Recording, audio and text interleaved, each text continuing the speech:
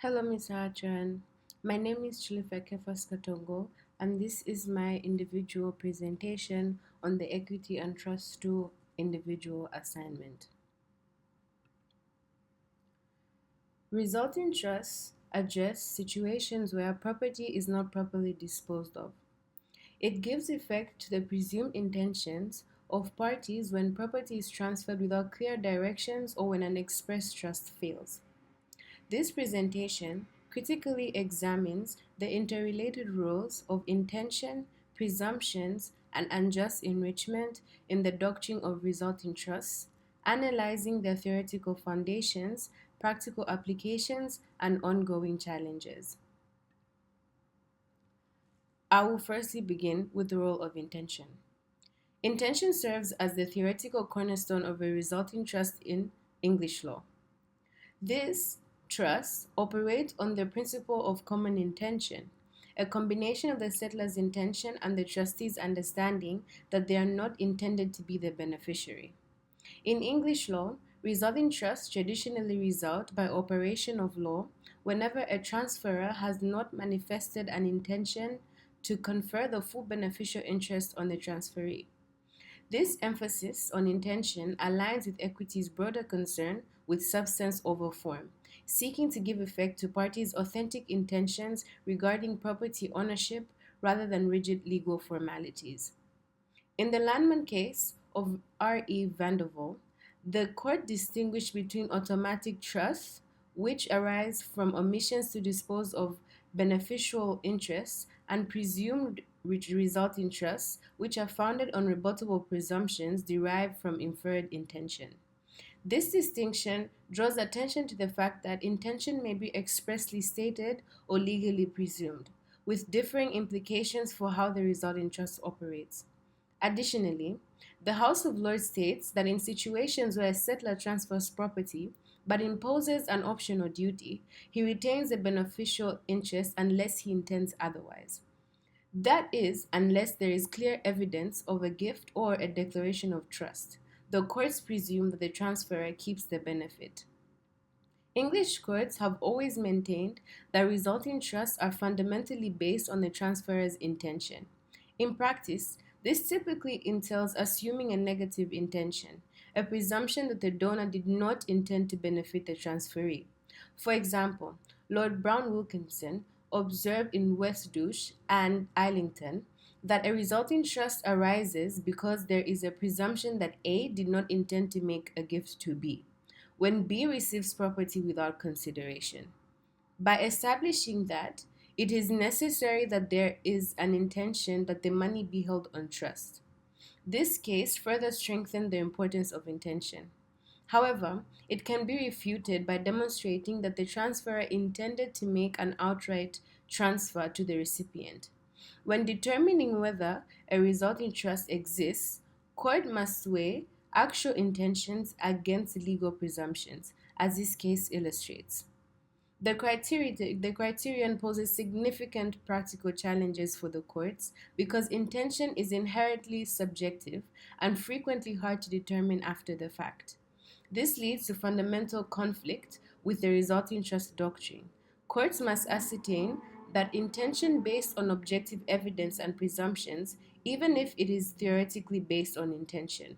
It is maintained that the resulting trust doctrine sometimes relies more on inferred or fictitious intention than on the party's true intentions, particularly in cases where the original transfer occurred without giving considerable thought to the potential legal ramifications. When a resulting trust is created automatically as a result of failure to dispose of beneficial interest, the function of intention becomes especially problematic. Since the Civil Law Act adopted English equitable principles, Malaysian courts effectively use the same test of intention. Therefore, similar to English law, Malaysian law presumes that a transferor maintains the beneficial interest unless he expressly states otherwise through a gift or declaration of trust. Malaysian courts initially adopted English common law principles requiring inferred intention for resulting trust. In the case of Loh Hung Kong and Lu San Kim, The High Court imposed a resulting trust when a brother purchased land in his sibling's name, ruling that the contribution of purchase money raises an irrebuttable presumption of trust, absent evidence of gift intention. This strict approach mirrors historic English positions in cases like Vanderbilt and IRC. In practice, Malaysian cases on resulting trust likewise turn on contribution and inferred intention, as illustrated in the case of Liu Choi Hung and For Kian Singh. This reflects an underlying presumption that, absence evidence of a gift, money advanced for the purchase implies an intention that the contributor retain the corresponding share. Secondly, I'll speak on the role of presumption. The presumption of advancement and the presumption of resulting trust are two important presumptions recognized by English law that conflict one another. When property is transmitted without consideration or clear intention, the presumption of resulting trust applies. However, this presumption is not absolute. English law has historically recognized a presumption of advancement. A transfer from a husband to wife or a father to child is presumed to be a gift rather than a loan. This presumption developed from historical social expectations about financial responsibilities within families, with courts presuming that men intended to make provisions for their wives and children. Therefore, the presumption changes and no resulting trust exists unless it is rebutted when a man purchases property in his wife's name or a father in a child's name.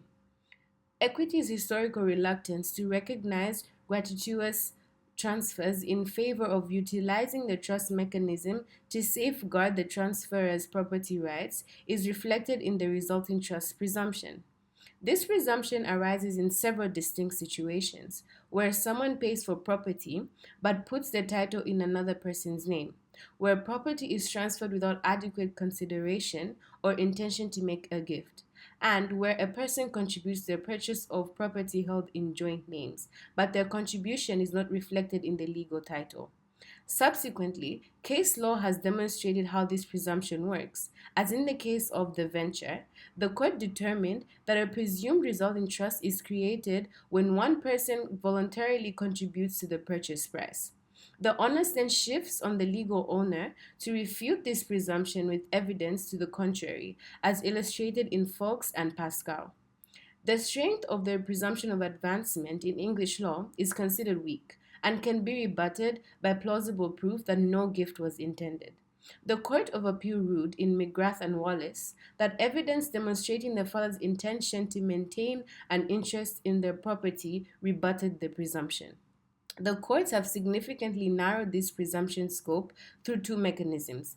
In Petit and Petit, arguments based on spousal advancement presumptions were rejected by the courts. Lord Diplock denounced them for being based on inferences of fact which an earlier generation of judges drew for a socially absolute period.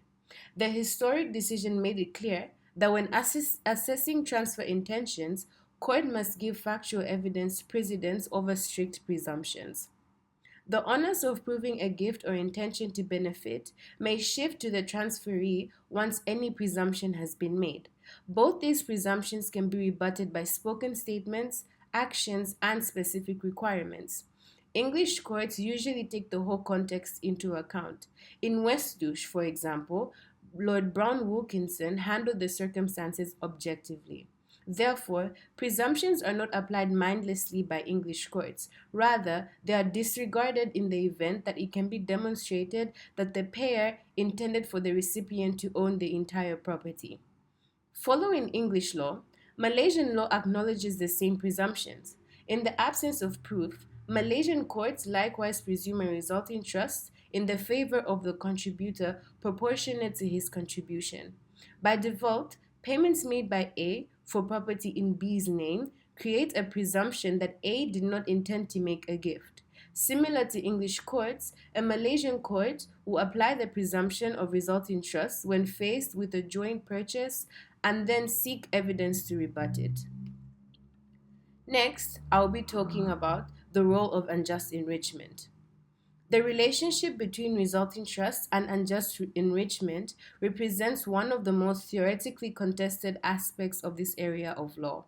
Peter Burks, a seminal scholar in restitution law, argued that resulting trusts arise when the transferee is enriched without legal basis, and the enrichment was never freely at the disposition of the recipient before the claimant's right to restitution arose.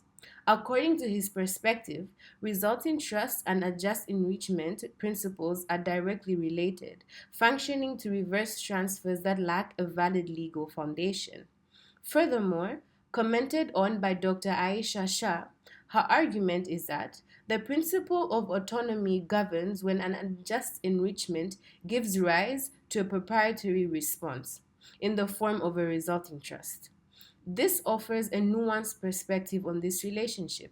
She introduces the concept of impossibility, contending that a trust arises to protect the interests of the claimant if the defendant is unjustly enriched at the claimant's expense in circumstances where the purpose of the transfer is initially impossible. This approach aims to provide a principled basis for determining whether unjust enrichment necessitates proprietary remedies rather than merely personal ones. Deeper inquiries concerning the nature and purpose of resulting trusts are reflected in her ongoing discussion.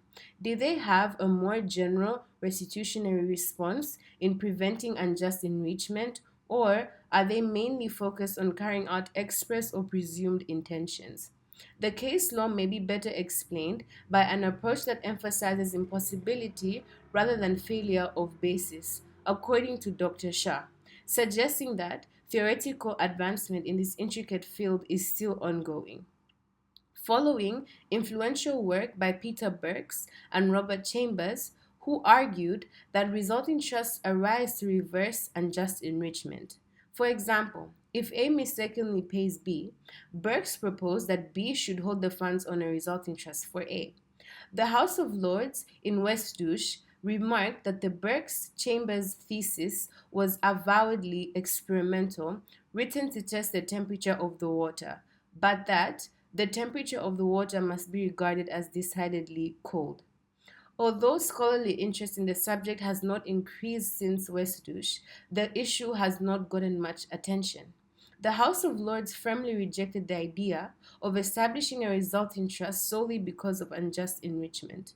According to Lord Brown Wilkinson, the traditional trust principles which emphasize intention and clearly define property must continue to apply.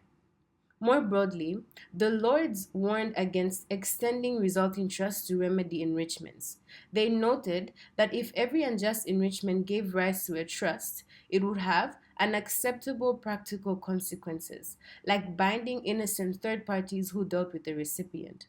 As Lord Brown Wilkinson concluded, adopting Burke's wider thesis would give rise to all the practical consequences and injustice, which any extension of proprietary interest in personal property is bound to produce. Thus, in English law today, a resulting trust is not treated as an automatic remedy for unjust enrichment. Malaysian law has only recently begun to articulate a coherent doctrine of unjust enrichment at all, and has not developed a distinct rule linking enrichment to resulting trusts. By statutory adoption of English law, Malaysian courts would likely follow Westouche on this point. They would not impose a resulting trust solely because the recipient was unjustly enriched. Indeed, Malaysia's highest court has shown ambivalence about proprietary restitution, illustrated in Dream Property and Atlas Housing. The federal court recognized the time has come to accept unjust enrichment as a valid cause of action, but the remedy awarded was personal restitution, not a trust. No Malaysian case has created a proprietary trust remedy for unjust enrichment. In practice, Malaysian courts continue to treat resulting trusts as a matter of intention and equity rather than restitution. In conclusion, intention, presumption, and unjust enrichment in connection to resulting trusts are critically examined, exposing the intricate and multifaceted character of this field of English law. Intention remains the theoretical foundation of a resulting trust doctrine, though determining genuine intention poses practical difficulties. Presumptions provide necessary tools for resolving ownership disputes in the absence of clear intention, but face legitimate criticism regarding their contemporary relevance. The relationship between resulting trust and unjust enrichment continues to evolve, with competing theoretical frameworks offering different perspectives on their connection. These three elements have intricate relationships with one another. While unjust enrichment principles may assist explaining why fairness honors specific intents through the mechanism of resulting trust, assumptions serve as stand-ins for intention in situations where direct proof is missing.